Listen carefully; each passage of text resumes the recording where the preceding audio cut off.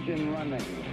Liftoff. We have a liftoff. Well, folks, I got to tell you, I thought it would actually not happen here for a few more years, but it has happened here.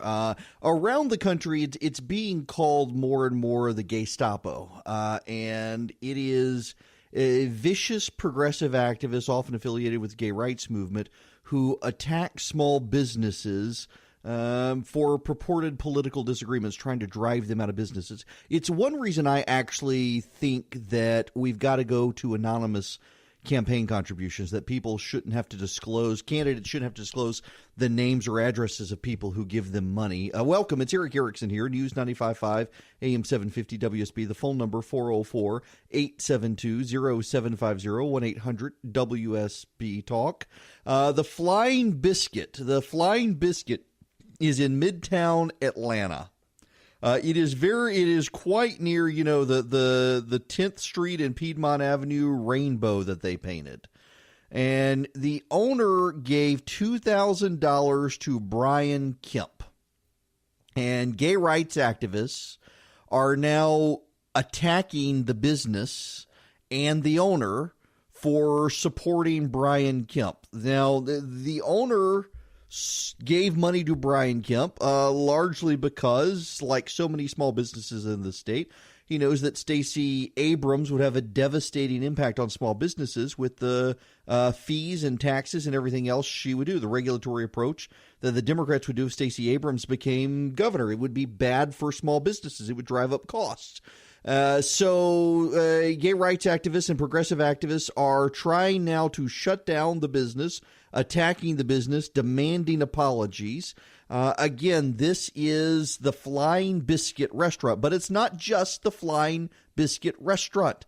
They are also targeting now Monday Night Brewing. If you know Monday Night Brewing is a very popular craft beer brewery here in Atlanta. They have 2 locations. We've done live broadcasts from their locations before. They have a facility now down on the south side, and they've also got one in off of Howell Mill Road or 41 Northside Drive, where you can rent their facilities and you can have events at their facilities. The National Federation of Independent Businesses, the NFIB, which is essentially the Chamber of Commerce for small business, they rented the Monday Night Brewing facility, and Monday Night Brewing is now being attacked by these same activists for allowing their facility to be used. Now, Joel Iverson, the CEO of the company, released a statement. He said, "We were not Kemp supporters. Many of our employees are very against him, and we realized there was probably nothing but downside from a PR perspective to have him come here, but ultimately we decided to do it anyway because we felt it was consistent with both our purpose as a company, because we never refused any politician coming to our facility as a policy." Can you imagine the outrage if a baker in Atlanta had refused to bake a cake for a gay wedding? The same Gestapo activists would be trying to shut down the business for refusing something. And here they're demanding that businesses refuse politicians because they disagree with them. Here in Atlanta, folks, here in Atlanta, you have progressive and gay rights activists trying to shut down businesses and put people on the unemployment line because they disagree politically. So you have an obligation now to go eat biscuits and drink beer. You got to go to Flying Biscuit. You got to go to Monday Night Brewing. Again, I really think our legislature needs to consider passing a law that stops the disclosure of the names of individuals, or require that it be filed, the names and addresses, but that it can't be made publicly available. Only the Ethics Commission, State Ethics Commission, can see the information. The only reason the Flying Biscuit Cafe is being attacked is because it showed up on a disclosure that they had given a contribution to Brian Kemp, the owner had. This is dangerous illiberalism. It is illiberal. This is what authoritarian regimes do. This is what they accuse Donald Trump of doing, and yet they're doing it. Progressive activists shutting down businesses over political disagreement. It's what the Soviets did. It's what the Nazis did. It's what the Chinese communists do. It's what the Cubans do. They shut down businesses that don't toe the party line. It is totalitarian. And it's happening here in Atlanta now. Small businesses are under attack from progressive activists. Now, see, this, by the way, this is something that those of you who are on the fence about Brian Kemp and Stacey Abrams need to understand, is that you almost have a moral obligation to vote for Brian Kemp to rebuke this sort of stuff. And I'm not trying to be hyperbolic here. They will be emboldened if Stacey Abrams gets elected in the same way they were emboldened by Barack Obama. And it's not that Barack Obama endorsed this behavior, although I think he kind of did. And it's not that Stacey Abrams endorsed this behavior, although it was her campaign that organized a protest against Stacey Evans merely for being white. Now, this doesn't get a lot of press coverage, but it was Stacey Abrams' campaign staff that organized a protest of her Democratic opponent merely for being white. If you vote for Stacey Abrams, you are emboldening and enabling more of this conduct. You are emboldening more protests against people for their race. You are emboldening more attempts to shut down small businesses for political disputes. Now, the Democrats can scream at me all they want, but I'm not the one out there shutting down businesses. I'm not the one out there trying to blackball businesses. I'm not the one out there trying to drive these people out of business and put people on the unemployment line. You embolden this behavior. What they want is to shut down Brian Kemp. What they want is to elevate progressivism. And if you go down the road by handing them your vote, you're emboldening them. They're going to conclude by you handing victory to what they want, by handing victory to their cause, that if they do even more of this, they will have more wins. Now, you may not like it. A buddy of mine is texting me and says, I don't like either of them. You've lost me here. Loser or not, I'm telling you the truth. They get emboldened by this. You hand them a win. They think that it's about them. The number of Democrats who are going to claim that gun control was a winning issue if the Democrats take back Congress, even though it was a rejection of Donald Trump, you know what they're going to do? They're going to amplify the gun control message even further. The number of Democrats who are going to say, well, this was all about you named the issue, that's why we won Congress, they're going to try to amplify that issue. You go shutting down small businesses because they supported Brian Kemp, or they just open their doors and let him have an event there, like Monday Night Brewing did. They don't even endorse him. They don't even like him, but he's a politician running for governor. They said, here, yes, you can have our place for an event. Now they're under attack. You will embolden the behavior. Those of you who have kids understand what I'm talking about. You keep letting this bad behavior thrive. They interpret it as they're winning. They're going to amplify it anymore. It's just going to amp up. You cannot incentivize this stuff. And that's what they want you to do. That's why they want you to vote for Stacey Abrams. Bad news if that happens. We'll see even more of this.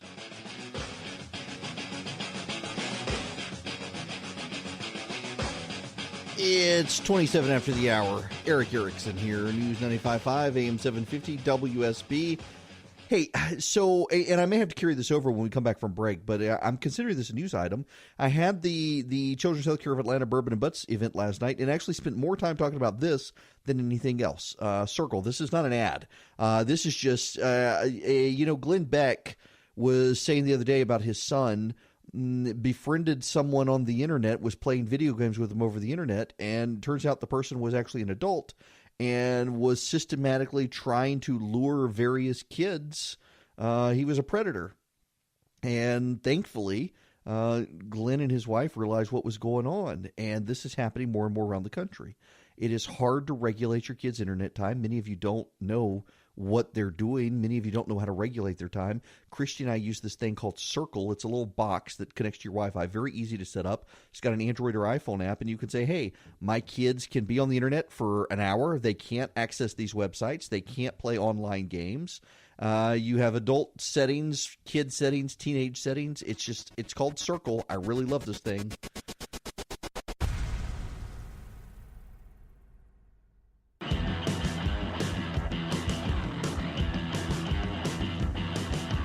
It is 38 after the hour. Eric Erickson here, News 95.5, AM 750, WSB. I need to, well, just given the overwhelming amount of emails and messages on social media I have gotten during the commercial break, I think I do need to stick with this for just a minute. Mentioning this app called Circle. More and more, it is extremely hard to monitor what your kids are doing online.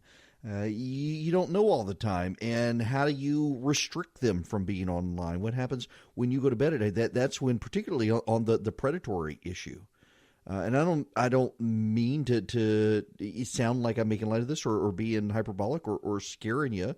But like Glenn Beck was saying, his kid struck up a friendship with someone online, and it was 2 o'clock in the morning.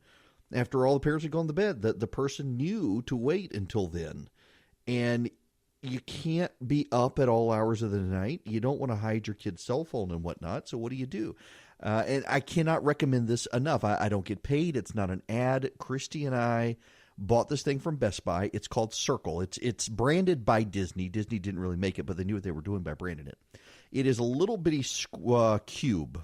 It fits in the palm of your hand. And it comes with an app. You plug it in to the wall.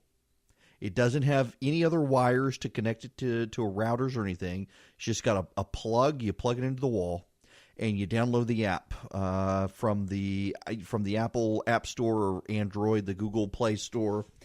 You set up an account, and it connects by Wi-Fi to this little device. Well, what this device does is it syncs with your internet. And if your kids are trying to go online, you can use your app on your phone and say, I don't want them using social media websites. I don't want them using Snapchat.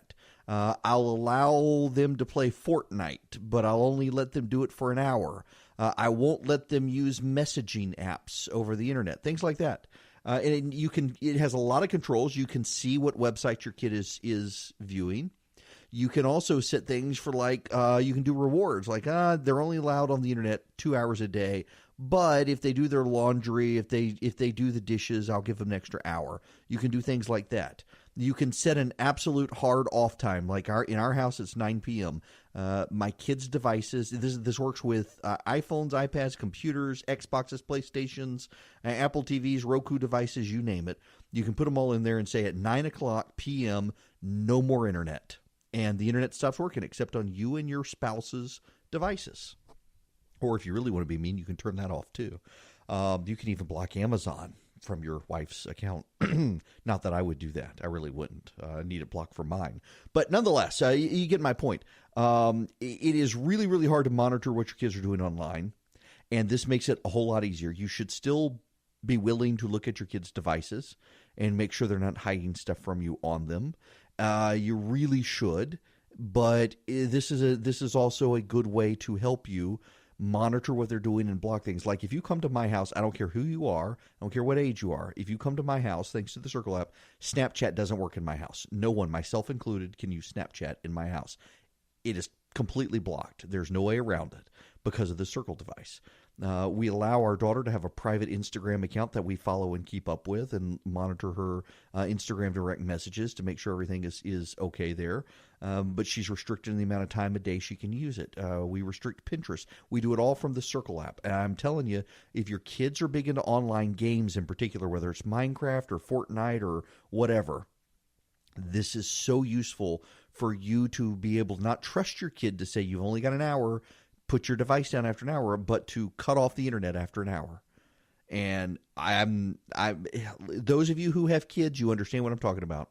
And this is a great help. It is not a replacement from you being a parent, but it certainly is a great aid for your parenting skills to help you. I highly recommend it. Again, it's called Circle. You can get them at Best Buy. I think they sell them at Target. They might sell them at Walmart. I know you can get them at Best Buy. That's where I got mine. You can also get it off Amazon. Circle by Disney. It is really, really easy to set up. You do not have to be technically proficient to set it up. You just plug it into the wall and download the app, and it's very easy process to walk you through it. But it has really helped us in our household not just protect our kids, but also regulate their internet usage, because we're pretty slack about it, and we can be very slack, and this thing isn't. So I recommend Circle by Disney. Now, y'all, Chelsea Clinton has come out today on a Sirius XM interview and said that essentially ending abortion would be anti-Christian or unchristian, that getting rid of Roe would be unchristian. Now, I don't know what she has studied that she thinks is Christianity, but I can assure her if she bothers to study actual Christianity, she would realize that Christians have always been very pro-life. The whole thing here is silly that she would say something like this, and is another reminder of the Clintons keeping themselves in the public eye, often by doing dumb things. That's what she's doing here, to stay in the public eye, trying to get attention. For the life of me, I don't understand why the Democratic Party doesn't go to the Clintons and say, y'all, go away. Just stop talking. Chelsea, delete your account on Twitter. Hillary, delete your account and go away. It boggles my mind between Hillary Clinton and Barack Obama all falling all over themselves to go out and campaign for Democrats and attack the president. All they are doing is helping the Republicans. And now listen, I don't have a problem with that in that regard. I don't have a problem with that.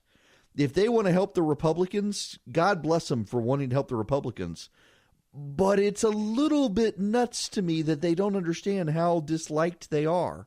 They're convinced that people like them. And hardcore Democrats, I admit, hardcore Democrats absolutely do like the Clintons. But even like moderate Democrats don't really like the Clintons. Moderate Democrats don't really want anything to do with the Clintons. They want them to go away. They want Barack Obama to not scare and mobilize Republicans. And yet these people, it is vanity. It is absolute vanity that these people can't keep their mouths shut and continue to embolden the other side and mobilize them to go vote in November as a rejection of them. It is all vanity. Of course, so much of American politics is as well. And that doesn't mean that it's not happening on the right as well. But, I mean, this Chelsea Clinton thing, one, it shows her ignorance of Christianity, how out of touch she is. And two, it just gives Republicans something to remind themselves that we do not want these people back in power. And we certainly don't want Chelsea Clinton in power at all, ever.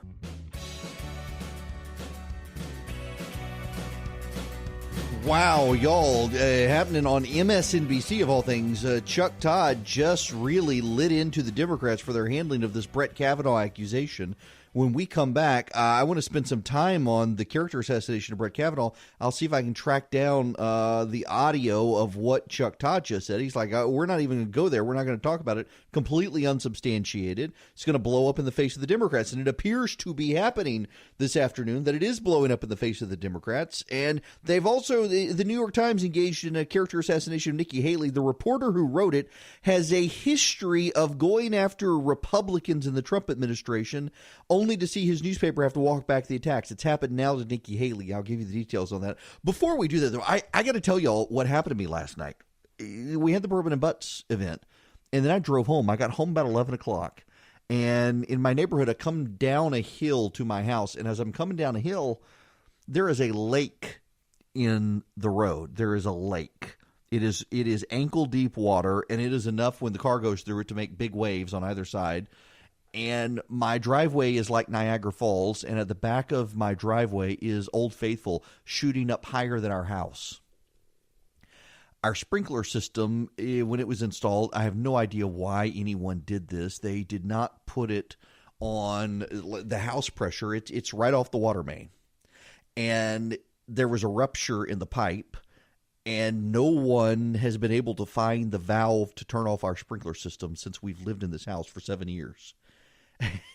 I went down to turn off the water main, and I could hear a rattlesnake, and I had got to get out the hoe, chase the snake. Well, it turned out not to be a rattlesnake. The water was moving so fast that the water main dial was spinning so fast that it sounded like a rattlesnake. And I spent an hour and a half, snakes, spiders, chipmunks, trying to find that shutoff valve. and found it. Whoever 7 years ago did it, they took the lid off of it. And for 7 years, there's been mulch and dirt accumulated in it. And I had to archaeologically excavate it to turn the sucker off. I mean, it flooded our entire yard and neighborhood.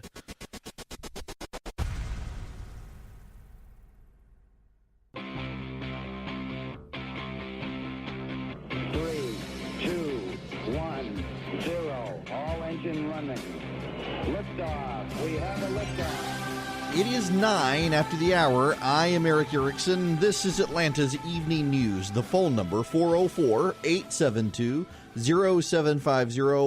1-800-WSB-TALK. We got to get into the character assassinations that happened today of Nikki Haley and Brett Kavanaugh. Kavanaugh, we talked about it some last night. It's continuing to develop. Chuck Todd was just on the NBC affiliate in Atlanta and refused to talk about it and said, I don't have the audio for you. I can tell you what he said, that he refused to talk about it, that he thinks this is going to hurt the Democrats. So this is going to undermine Me Too, that this is completely unsubstantiated. No one has seen the letter. Now, if you don't know what I'm talking about, Dianne Feinstein, senator from California, says she forwarded a letter to the FBI from a woman who claims that in 1982, when Brett Kavanaugh was 17 years old, he locked her in a room and tried to coerce her into having intimate relations with him, he and another guy. Turns out the other guy is Mark Judge, a conservative writer in D.C., who adamantly, vehemently denies it. Took forever for them to release his name. Why? Because he could sue for slander. He's not a public figure. He's vehemently denying it, as is Kavanaugh, by the way. But we don't know the details. We really don't know the details. Jane Meyer, and I want to say Jane Meyer, they put Ronan Farrow's name on it to give it credibility, but it's really, I can read the story. Jane Myers is a writer at The New Yorker. I've read enough of her work to know this is her piece, not Ronan Farrow's piece. She is adding the extra details of claims, but no one knows who this woman is, and it appears that people are telling reporters what the claim is, but they're not actually showing reporters the letter. Now, the FBI received the letter, looked at it, and said they're not investigating this. So we don't actually know what this actually is. It is total speculation. Here is what we do know. These are the facts. Dianne Feinstein, according to her, received a letter from an anonymous woman in July, claiming Brett Kavanaugh tried to or did sexually assault her in 1982 when they were in high school together at a party. He went to an all-boys Catholic school, so it was at a party. We know that Dianne Feinstein held on to this letter for 2 months. We know that Dianne Feinstein did not raise this issue in the closed-door meetings of the Senate Judiciary Committee to discuss Brett Kavanaugh. We know that Dianne Feinstein did not raise this issue in the public meetings questioning Brett Kavanaugh.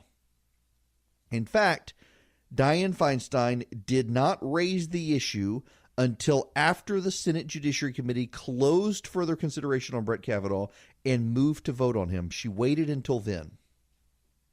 That is very, very important for a significant historic detail probably most of you, if not all of you, do not know about.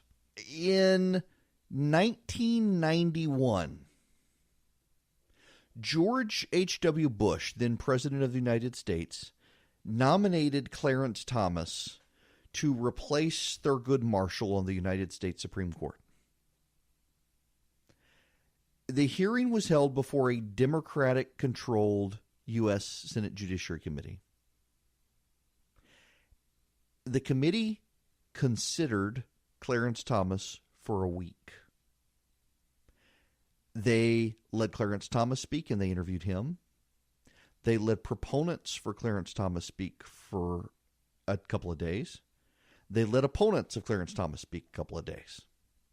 And then the committee decided to vote. And the committee had the votes with the Democrats to vote Clarence Thomas out to the floor of the Senate. It was only after the committee decided to vote on Clarence Thomas. The hearings had concluded. All the investigation had concluded. They were ready to vote his nomination to the floor of the Senate. That Democrats raised the Anita Hill issue. They waited until everything had been done, and then they attacked with the Anita Hill accusations. And they required, by that the Senate Judiciary Committee reopen the hearings on Clarence Thomas and have another week on live television of doing nothing but grilling Clarence Thomas and Anita Hill. They assassinated Clarence Thomas's character. They made Anita Hill some sort of hero for telling this stuff that most people believe wasn't true, including a majority of the Democratic senators who voted to send Clarence Thomas's nomination to the floor of the Senate, where he was confirmed, despite the allegations. And now they want to relitigate that. This past year, they tried to relitigate Anita Hill.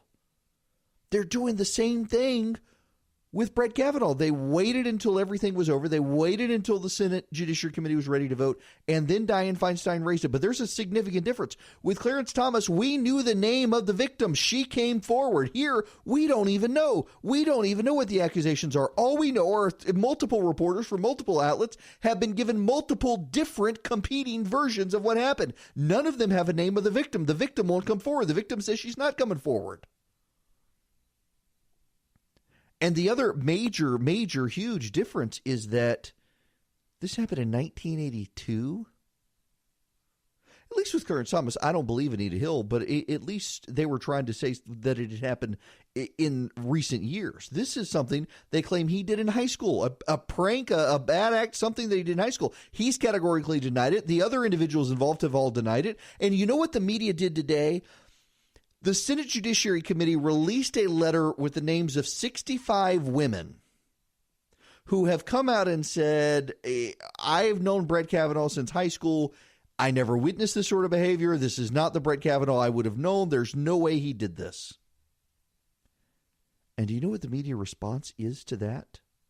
Oh, well, the Senate Judiciary Committee Republicans must have known about this. How else could they get 65 women to release a statement less than 24 hours? Well, it turns out that a group of Brett Kavanaugh's friends got together overnight and stayed up all night trying to call women who he went to high school with or associate with in high school and got them to come forward, many of them volunteering to come forward. 65 women within less than 24 hours were willing to come forward and sign a letter and say, this is garbage.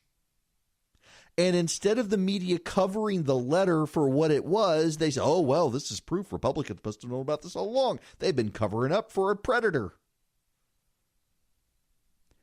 Is it any wonder the president is so easily able to attack the media for fake news?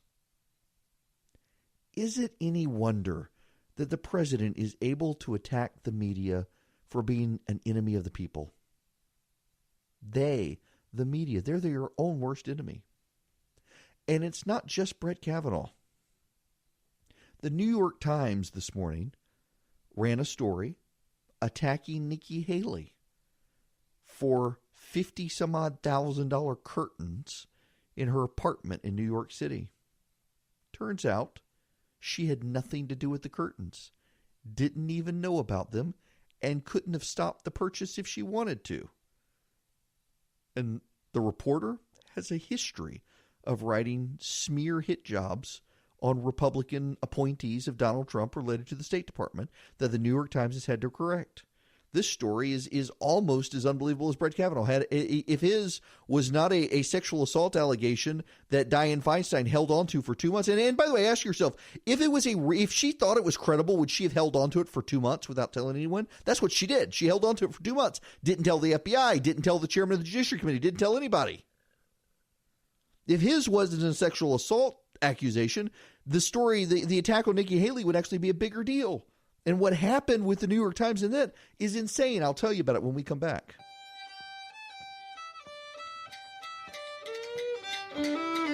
Y'all, I don't care who you are. I don't care what your politics are. I don't care whether you're a man or woman. I don't care what your age is.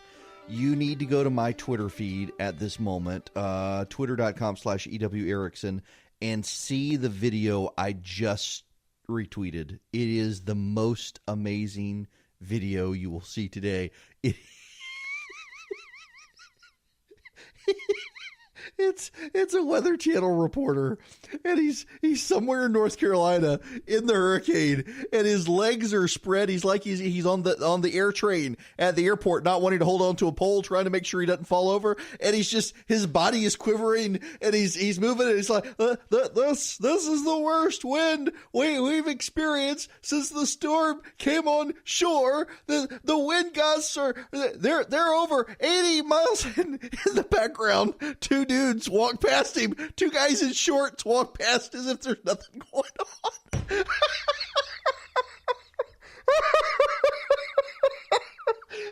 Let me see if I can play the audio here. See if I can pipe it through the board. This is the greatest thing.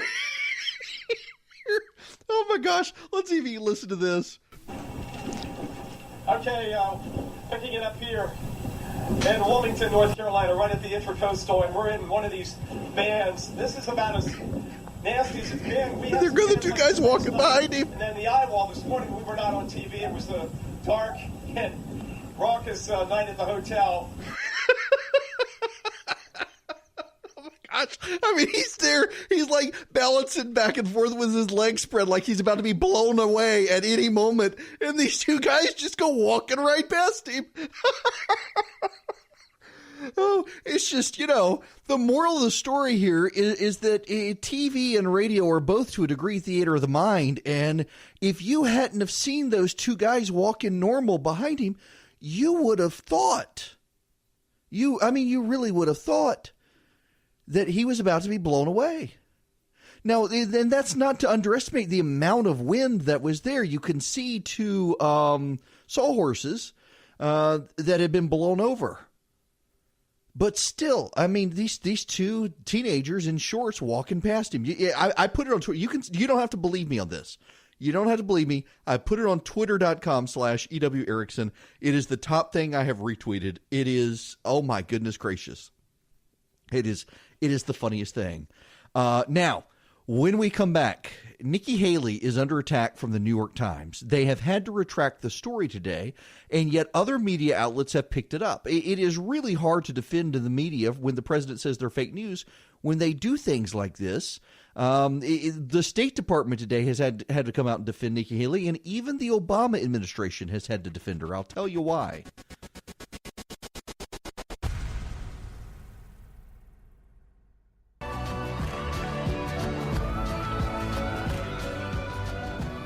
It is 39 after the hour. Eric Erickson here. Guess what? I don't even have to read radar right now. We got a hurricane off the coast, but it is not affecting us. If anything, it is helping us. We don't have any anything on the radar that we need to worry about at this moment. The New York Times ran a story this morning in their newspaper and online that Nikki Haley, the UN ambassador, spent $52,701 on curtains for her UN envoy residence.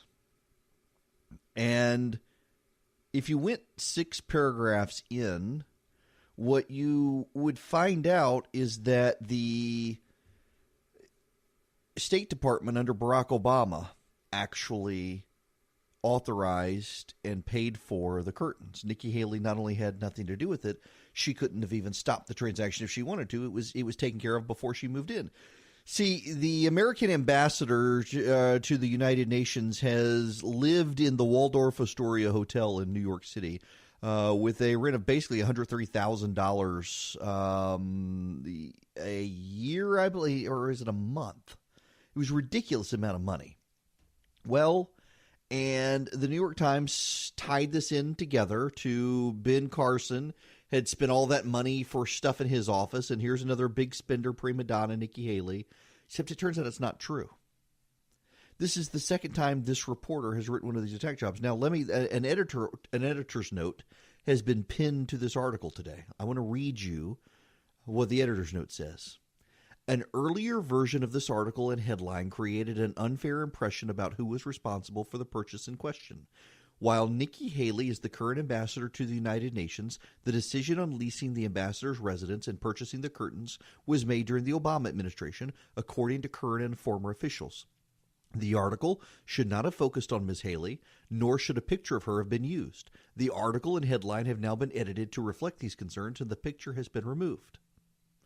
Well, that's all well and good, but I mean, the article ran and got significant traction over Nikki Haley's big spending ways. And if you actually read the article, you would find out that she didn't do it. And yet the headline reflected it, and the photography reflected that Nikki Haley was the one who did this. It is good that the New York Times appended this editor's note, but they should have never had to have done it. They should have actually vetted it during the editing process. Someone should have said, hey, you know what? This story headline is inaccurate. Using this picture is inaccurate. If anything, it was Susan Powers or Samantha Powers who should have been. But even Samantha Powers in the Obama administration, a lot of conservatives rushed out and said, "Oh, Trump or Obama administration, it must have been Samantha Powers who did this." Turns out it wasn't. There's actually a division within the State Department that takes care of housing for ambassadors, and it was that division within the State Department, run by a guy named Patrick Kennedy, the top management official at the State Department during the Obama administration, who made the call to do it. And she has been moved from the Waldorf Astoria to a new penthouse. It's 6,000 square feet. Yes, it is $58,000 a month. The Waldorf Astoria was $109,000 a month. So the move actually saves some money. Nikki Haley's the first one to live in this apartment. And the reason the curtains were bought and so expensive, according to them, if you believe them, they come on motors and hardware that can be opened and closed at will with the push of a button or remotely due to security concerns.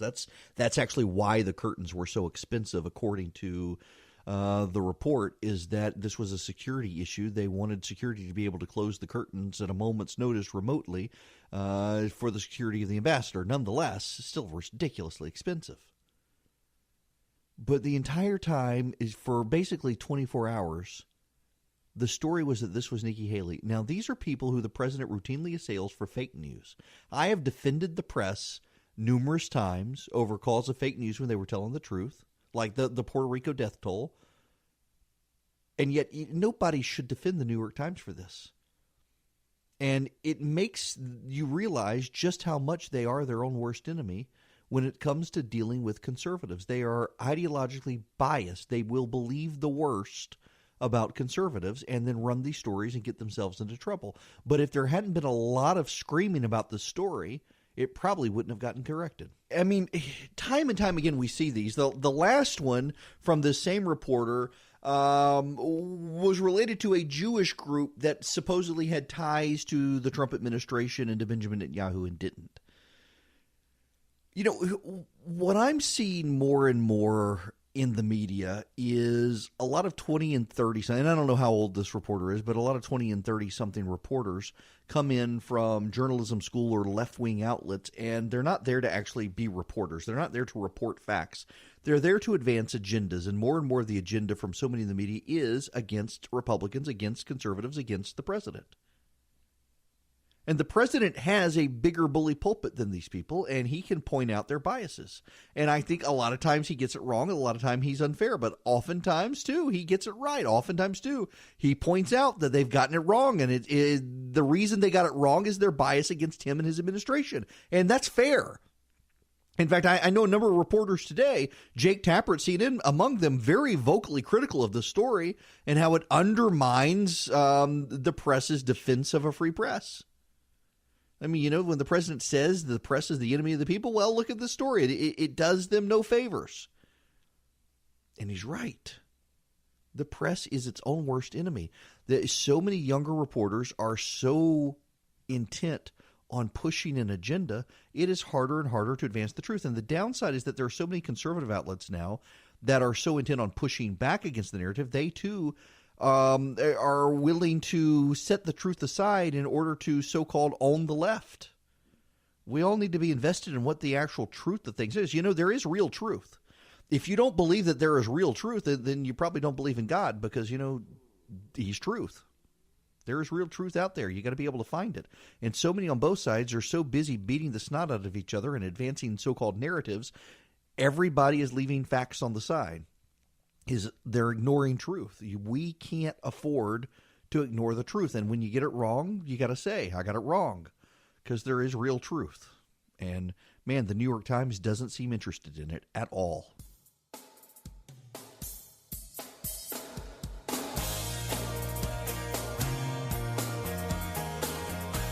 It is 54 after the hour.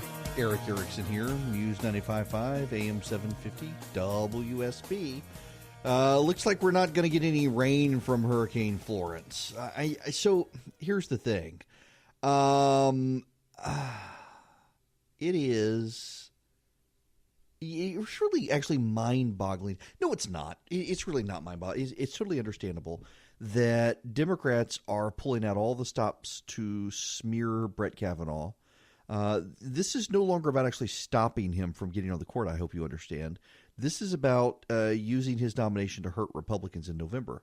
They're making up wild accusations and trying to scare Republicans, trying to scare Democrats, trying to scare Republican senators like Susan Collins. We're going to defeat you. You're putting a rapist on the Supreme Court. It's basically their allegation. There's no proof of it. They don't care about the truth. They don't care about the facts. It goes back to the Nikki Haley thing. For all the times that Democrats say it is the Republicans who only believe fake news, it's the Republicans who believe the lies, here are Democrats time and time again believing lies. You know, the thing that Democrats have done that is most remarkable to me in the age of Trump is they have convinced themselves that there are no terrible people on their side, that all the terrible people are on the other side. They look at Antifa, the kissing cousins of the white supremacists, and they say, oh, no, their motives are understandable.